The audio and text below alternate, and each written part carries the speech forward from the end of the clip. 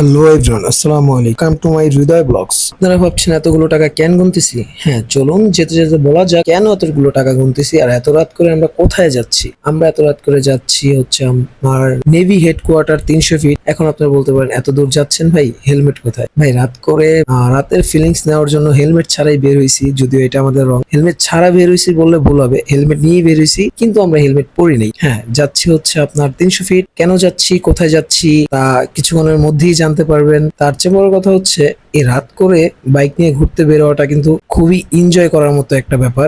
একমাত্র তারাই বলতে পারবেন যারা রাত করে বাইক ট্যুর দেন বা রাত করে কোথাও ঘুরতে যান বা রাত করে যে কোনো বাইক সার্কেলটা একটা ভিন্ন একটা ফিলিংস, এটা বলে বোঝাতে পারবো না।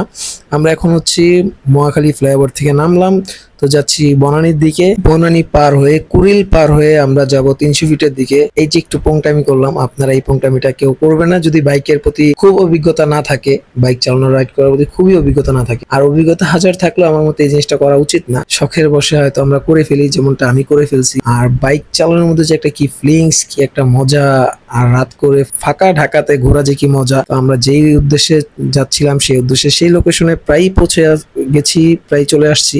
অনেক হয়তো বোরিং ফিল করছেন, বাইক নিয়ে কেন এত কথা বলতেছি। হ্যাঁ, বাইক নিয়ে কেন এত কথা বলতেছি তা কিছুক্ষণের মধ্যেই জানতে পারবেন যে আজকের ব্লগে বাইকের এত পেঁচাল কেন পারতেছি। বাইক নিয়ে কথা বলার তো কারণ আছে, কারণ আপনারা বলতে পারেন যে বাইক ছেলে মানুষ ইমোশন, এটা তো আমরা সবাই জানি। হ্যাঁ, বাইক ছেলে মানুষ ইমোশন আমরা এটা সবাই জানলেও আজকের ব্লগে একটু ভিন্ন কিছু। Just wait and see bro, যে এত রাত্রে কোথায় যাচ্ছি আদৌ। হ্যাঁ, গেলেই দেখতে পারবেন এত রাতে কোথায় যাচ্ছি, কেন এত টাকা গুনলাম।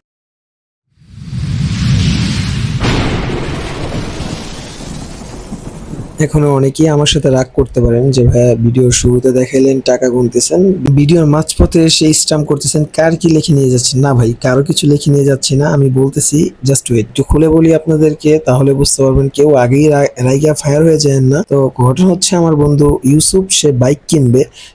সেই বাইক কেনার উদ্দেশ্যেই আমাদের 300 ফিট আসা। এখন অনেকেই বলতে পারেন ঠিক আছে ভাইয়া, বাইক কেনার উদ্দেশ্যে 300 ফিট যাও, তো বাইক তো দেখলেন না বা আমাদেরকেও দেখাইলেন না। হ্যাঁ, বাইক আমরা ভিডিওতে দেখেছি। আর সবচেয়ে বড় কথা হচ্ছে ভাই কথা জবান, তো জবানটাই হচ্ছে বড়। ভাইয়াকে বলছি যে ভাইয়া আপনি যা আছে তা আমাদেরকে সরাসরি খুলে বলুন, আমরা বাইক দেখবো না, জাস্ট আপনাকে টাকা পে করেই আমরা বাইক নিয়ে চলে আসবো। আমাদের দেখার কিছু নেই, আপনার কথার উপরেই সব হবে। তো যেমন কথা তেমন কাজ, স্টাম্প ভাইয়া কিনে রেডি করে রাখছে। আমরা আসলাম, স্টাম্প করলাম, ভাইকে টাকা বুঝাই দিলাম। তো ভাইয়া খুবই আপসেট, নিজের শখের বাইক বিক্রি করতেছে আর আপসেট হওয়াটাই স্বাভাবিক। বললামই তো, ছেলে মানুষ হচ্ছে বাইক ইমোশন, বয়স যাই হোক ডাজন্ট ম্যাটার, বাট বাইক ছেলেদের ইমোশন, এটা হচ্ছে সবচেয়ে বড় বিষয়। এটা হচ্ছে ভাইয়ের ফ্রেন্ড, সে খুবই হাসি খুশি মানুষ, খুবই সাদাসিধা একজন মানুষ, মানে ভালো মনের মানুষ। অ্যাকচুয়ালি দুজনেই খুবই ভালো মনের মানুষ। তাদের সাথে পরিচয় হয়ে কথা বলে বিন্দু পরিমাণ মাত্র এটা ফিল হয় নাই যে আমরা একে অপরকে চিনি না বা একে অপরকে কখনো আগে থেকে পরিচয় নেই, এরকম কোনোটা এক সেকেন্ডের জন্য বিলিভ মি ফিল হয় নাই। ভাইয়া খুবই ভালো মনের মানুষ। যাই হোক, ভাইয়াকে চাবি বুঝাই দিল। ভাইয়া খুবই আপসেট, ভাইয়া মানে এক প্রকার কান্না করে দেওয়ার মতো। তো কান্না আটকে রাখছে। ভাইয়ের জায়গায় আমরা হলে সেম কাজটাই করতাম, শখের বাইক। যাই হোক, চলে যাচ্ছি আমরা বিদায় নিয়ে। এর মধ্যে বললাম বন্ধু বাইক কিনছো, ট্রিট দিবা না? এটা তো হয় না, এখন কি ট্রিট দিবা চলো। তো বন্ধু বললো চলো আগে যাই। বন্ধুকে তো আর লাগুর পাই না, বন্ধু সবাইকে উদ্রে ফেলে চলে যায় বারবার। তার মধ্যে 300 ফিটের রাস্তা, বুঝতেই পারতেছেন। তো আমি অনেক বকাঝকা করতেছিলাম যে বাইক স্লো চালাও, তুমি হাইওয়েতে এইভাবে বাইক চালাচ্ছ কেন, আর ফার্স্ট বাইকে উঠে এইভাবে চালানোটা উচিত না। কে শুনে কার কথা, সে তো তার মতো উড়ে উড়ে চলছেই। যাই হোক, অবশেষে আমিও মজা ফুর্তি সবকিছু করলাম, তারপর যাচ্ছি আমরা। তো বন্ধুকে আমি যে জিজ্ঞেস করবো বন্ধু কি ট্রিট দিবা বা কোথায় যাবা, কি আসে বিষয়, এটা অন্তত এই কথাটা জিজ্ঞেস করার মতো তাকে আমি লাগুরে পাচ্ছি না। তারপর দেখলাম যে না, হচ্ছে না। তারপর শুরু করলাম ভাইয়ের সাথে, চলো ভাইয়া খেলি, ওভারটেক করা শুরু করলাম। চলে গেলাম আমরা 300 ফিট, সেই ভাইরাল ব্রিজ, ভাইরাল ইউটার্ন, সেখানে চলে গেলাম। দেন আমরা যাব নীলা মার্কেট। নীলা মার্কেট যাওয়ার পর বন্ধু আমাদের কি ট্রিট দিবে সেটা হচ্ছে পরে দেখা যাবে, আগে তো নীলা মার্কেট যাই। তারপর যাচ্ছি, এর মধ্যে বন্ধু হাফিজ বলতেছে মামা একটা গান হয়ে যাক। পরে বললাম মামা আমি গান পাই না। বলো তুমি যাই পারো তাই বলো। তো বললাম একটু যাই, টুকটাক গান, এটা আমাদের পাবলিক প্লেজার প্রেজেন্ট না করি। সো যাওয়া যাক। তো চলে আসলাম নীলা মার্কেট। নীলা মার্কেট বন্ধু কি খাওয়াবে সেটা ডিসিশন নিতেছে। তো নিতে নিতে আমি বললাম বন্ধু চলো তাহলে হাঁসের মাংস খাওয়া যাক। বন্ধু বললো ঠিক আছে চলো বন্ধু, হাঁসের মাংসই খাবো। তো অবশেষে আরেকটা কথা, যে একটা মানুষের কথা না বললেই না, যে যে ক্যামেরাতে খুবই কম আসছে, সে হচ্ছে আমাদের বন্ধু হাফিজ। সে আমাদের এত পরিমাণ হেল্প করছে তা মানে আপনি কল্পনাও করতে পারবেন না। তার মধ্যে কোনো পেইন জিনিসটা কি সে একটা সেকেন্ডের জন্য বুঝতে দেয় নাই। সেই সকাল থেকে আমাদের সাথেই আমরা বিভিন্ন জায়গায় গেছি। আরো বিভিন্ন কাজ ছিল আমাদের।